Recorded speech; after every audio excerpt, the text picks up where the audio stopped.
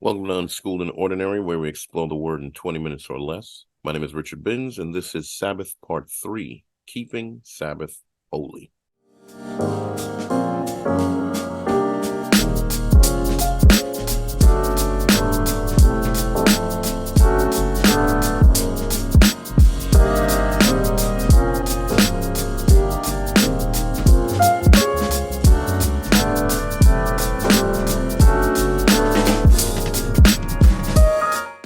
So how are we to celebrate Sabbath? What does it mean to keep it holy? I think we all know one of the main tenets of Sabbath is to do no work. But is there more to Sabbath than just refraining from work? Let's look at the scriptures and see what Yahuah says about keeping the Sabbath day holy. So let's look at Exodus 20, verse 10. This is the actual quote from the Ten Commandments. It says, "Remember the Sabbath day by keeping it holy. 6 days you shall labor and do all your work, but the seventh day is a Sabbath day to the Lord your God. On it you shall not do any work, neither you, nor your son, nor your daughter, nor your male or female servant, nor your animals, nor any foreigner residing in your towns. For in 6 days the Lord made the heavens and the earth, the sea, and all that is in them, but he rested on the seventh day. Therefore the Lord blessed the seventh day and made it holy." The first thing I want us to point out is that it says, "Remember the Sabbath day by keeping it holy." Now, the King James Version does not say it the same way, and I kind of like the way this is said. It presents the understanding that you remember the Sabbath by keeping it holy. In other words, keeping the day holy is how you show Yahuah that you remember the Sabbath. So if you're not keeping the day holy, you are saying that you have either forgotten or forsaken the Sabbath day. Now, this passage is a direct quote from the Ten Commandments, establishing the understanding that there is to be no work done on Sabbath. It says we should not work. We should not have anyone in our household work. We should not have anyone work for us, servants, employees, and not even our animals should be required to work. So the rest was for everyone that is within our control. Why? Why would Yahuah require this? The simple understanding for me is so that we could teach them to honor Yahuah in rest. Part of our rest in him means to reach out to others as we explain to them why we are doing what we are doing. When you read Jubilees, you'll see that Sabbath was one of the defining characteristics of those who walked with God.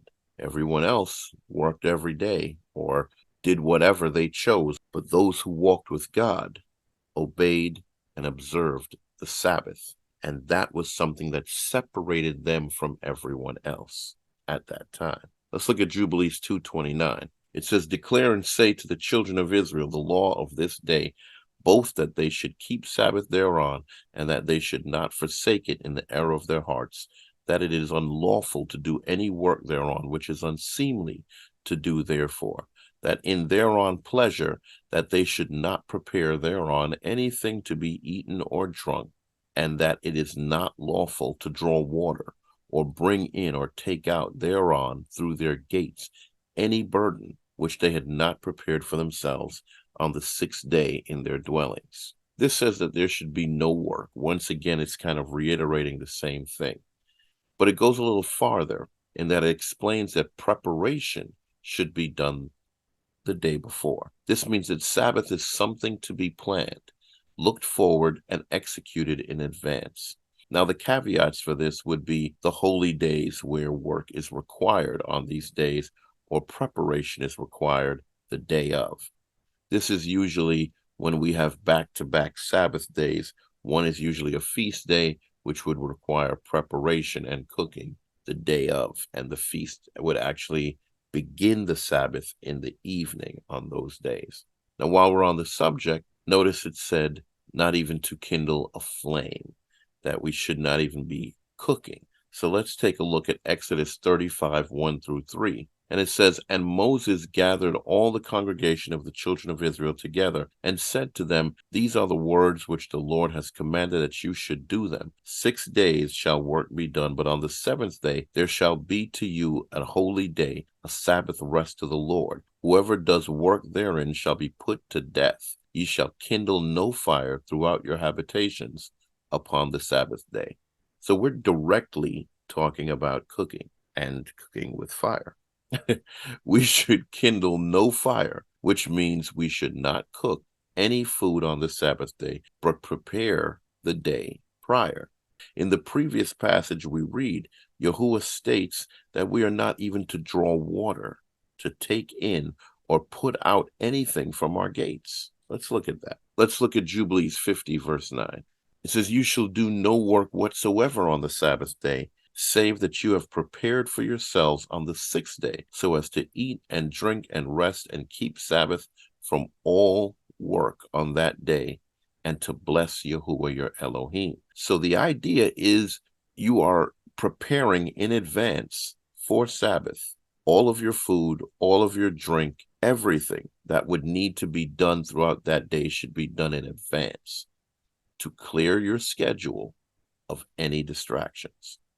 Let's look at Jubilees 50, 12 through 13. It says, and every man who does work thereon, or goes on a journey, or tills his farm, whether in his house or any other place, and whoever lights a fire, rides on any beast, or travels by ship on the sea, or by plane, and whoever strikes or kills anything, or slaughters a beast or a bird, whoever catches an animal or a bird or a fish, or whoever fasts or makes war on Sabbath. These men, the man who does any of these things on the Sabbath shall die, so that the children of Israel shall observe the Sabbath according to the commandments regarding the Sabbath of the land, as it is written in the tables which he gave into my hands, that I should write out these laws of the seasons, and the seasons according to the division of their days.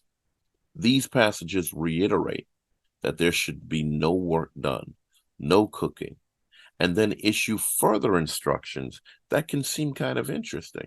It mentions no going on a journey, no tilling the farm, not even lighting a fire, traveling by ship or by sea, obviously, or by air today, striking or killing anything, going fishing, prohibited, fasting or making war on Sabbath. Well, we can understand the making war part. But what do you make of these? Why would these things be wrong or considered work? And I kind of just gave you the answer. The reason they're considered wrong is because they are considered work. What is the point of Sabbath? What does Yahuwah really want from us from Sabbath? I believe he says it in that passage. Jubilees 50, verse 9. But we miss the simple, interesting point.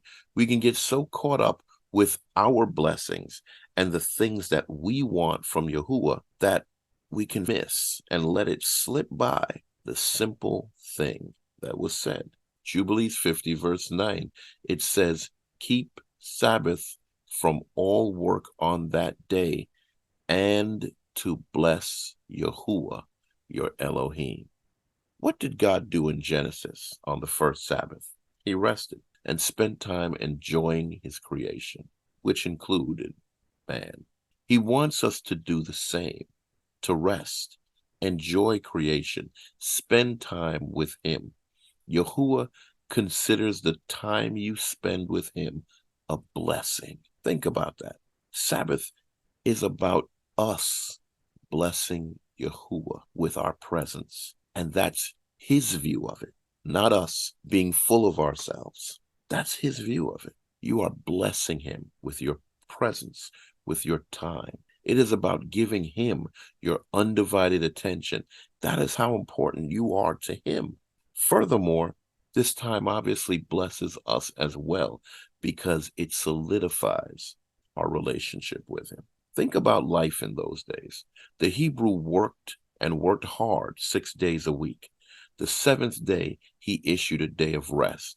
We foolishly look back at this and think Sabbath was somehow a response to Israel's captivity in Egypt, as though Yahuwah never issued the edict in the Garden of Eden, as if he never told them about Sabbath, as if no one celebrated Sabbath until Moses. Think about that. That means all the patriarchs that came before did not have law, did not have Sabbath with the Father, that is foolish. Because without the law, what is Yahuwah judging them against to call them righteous? They had to have law. And actually, we cover that in one of our previous videos about the first commandment. All the way back in Genesis, in the garden, he issued law. What do we think Cain and Abel was doing in Genesis? Their sacrifice was a first fruits offering. Think about it. That's what they were doing, which means the acceptance and rejection of their offerings took place on Shavuot. Obviously, you wouldn't know that if you don't know about the holy days, but that's when the first fruit offering is offered on Shavuot. Cain defiled Shavuot, and his offering was rejected. In response, he murdered Abel. Without a knowledge of the holy days, one could just skirt right past this and not even realize. Just think it's a random sacrifice, but it is not. It was one of the most important sacrifices of the year. He defiled the coming birth of Yahusha, practically spitting on the source of his own salvation. Sabbath was an essential part of the lives of the Hebrews. Sabbath was the sign to the world that you were one who walked with Yahuwah. It was stripped away from them during their enslavement and reinstated upon their release. Sabbath is about spending undivided time with Yahuwah. That is why it is essential for there to be no work, because much of what the Hebrew did required a massive amount of work. Think about it. To simply eat a meal meant you had to choose an animal to kill it, clean it, prepare it, kindle the fire, cook it, and then cook anything else that went with it, and then portion and eat. That is a lot of work. They didn't have a store they could just run into and buy a piece of meat. Depending on what you were cooking, a meal would be an all-day process. Hence, do not cook. Why? Because that takes up time out of the day, and Yahuwah would rather spend that time with you. So he basically says, look, I'll provide double portion the day before, and you prepare for this day by getting your food cooked and what have you, and that way our time can be uninterrupted. Drawing water meant a trip down to the nearest well, river, or spring, and who knows how long that could take. Who knows what troubles can arise on the way there or back. Getting water today is as easy as turning on a faucet. So is Yahuwah prohibiting that? Of course not. We must understand that a lot of this has to do with the heart behind it. It is not about restrictions. It is about freeing the individual up to spend time with their Elohim, to dedicate a full day to him. Why no fasting? Well, let's think about that. I mean, that sounded strange when I first read it. Why would he say no fasting? Because Yahuwah knows our hearts. People would use fasting as an excuse to not prepare for the day in advance. And I'll just fast so I don't have to work. I don't have to do anything. Fasting would not be about closeness to God, but simply about the laziness of the individual and showing a lack of heart. So clearly, Yahuwah wanted to see us put a little elbow grease into our Sabbath time with him. Make it special. Plan the day. We need to put some effort into it. Think of how much planning we put into a date. How much time are you putting into time with Yahuwah? Think of how we can get just hanging out with friends, going to a movie or a convention or something like that. We might dress up, figure out where we're going to stay or where we're eating afterwards. We put a massive amount of time and effort into things that are otherwise meaningless. What could be more meaningful than your time with the creator of all things? Let's look at Isaiah 58:13. We're going to look at this in King James and NIV. First King James, it says, if thou turn away thy foot from the Sabbath, from doing thy pleasure on my holy day, and call the Sabbath a delight, the holy day of the Lord honorable, and shalt honor him, not doing thine own ways, nor finding thine own pleasure, nor speaking thine own words, then shalt thou delight thyself in the Lord, and I will cause thee to ride upon the high places of the earth, and feed with the heritage of Jacob thy father, for the mouth of the Lord has spoken. What does that mean to you? We're going to look at it in NIV and see if it brings any clarity. It says, if you keep your feet from breaking the Sabbath and from doing as you please on my holy day, if you call the Sabbath a delight and the Lord's day honorable, and if you honor it by not going your own way and not doing as you please or speaking idle words, then you will find your joy in the Lord, and I will cause you to ride in triumph on the heights of the land and to feast in the inheritance of your father Jacob, for the mouth of the Lord has spoken.